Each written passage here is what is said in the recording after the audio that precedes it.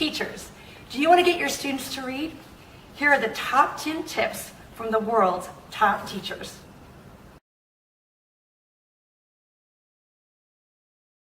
Tip number 1, create a classroom library of interesting books.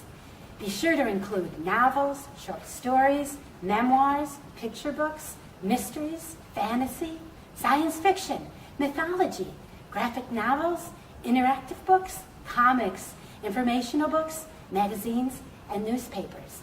Also, be sure to include literature reflecting your students' home languages, as well as literature originated in countries and cultures other than your students.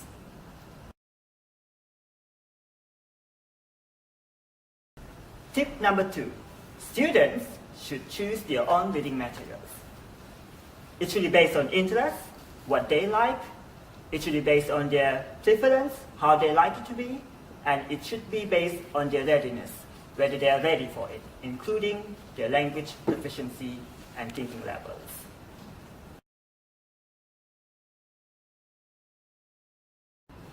Tip number 3. Give students time to read. It may be at morning or evening, which is before lesson or after lessons finish. Make sure they read 30 minutes per day, and also prepare flexible reading corner inside classroom or outside classroom.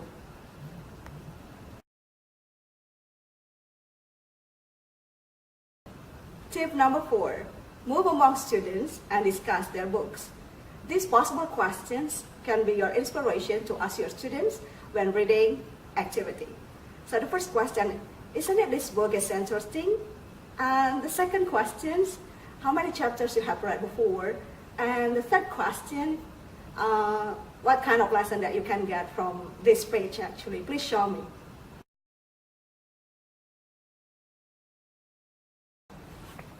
Tip number 5, you can introduce good books and discuss them with your students.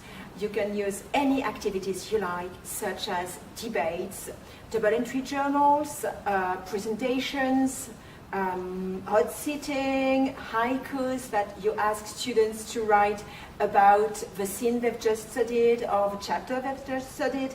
You can ask them to make TED-like videos so that they can study and teach the world about their work.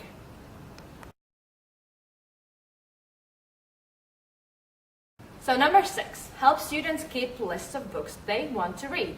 Number 7, help students to keep lists of books they have read. So you can make posters, you can make individual journals. For more inspirational ideas, you just have to Google reading lists, and you will find many other ideas how to keep these lists.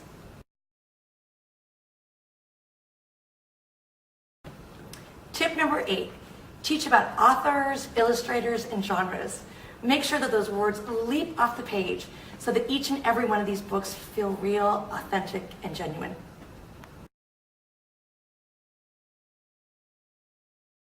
Tip number 9, read books aloud.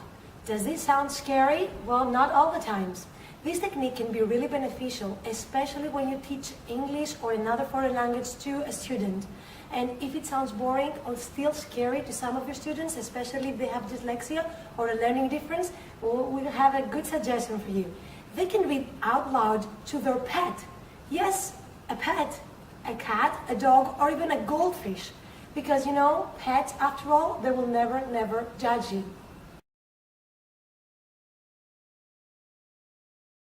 Tip number 10.